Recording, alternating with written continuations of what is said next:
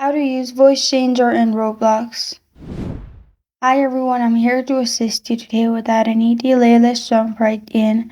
First, open Google and then search Clownfish Voice Changer. Then click on Clownfish Voice Changer. In here at the top, click on Download. After that, select the bit which is suitable for your device and download it. Click on Download.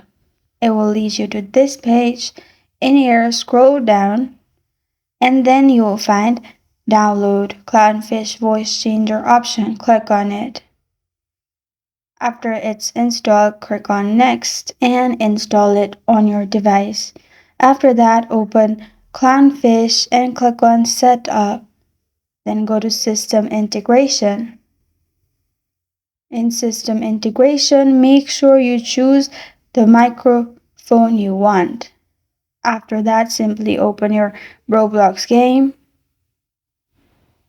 After opening the game, go to the game and go to Settings at the top. In Settings, you will find this kind of screen pop up. At the bottom, click on Input Device and select the microphone that you chose earlier in Voice Changer. After you have done that, simply come back from the app. Click on the Voice Changer app and then click on Set Voice Changer. In here, you will find all these settings.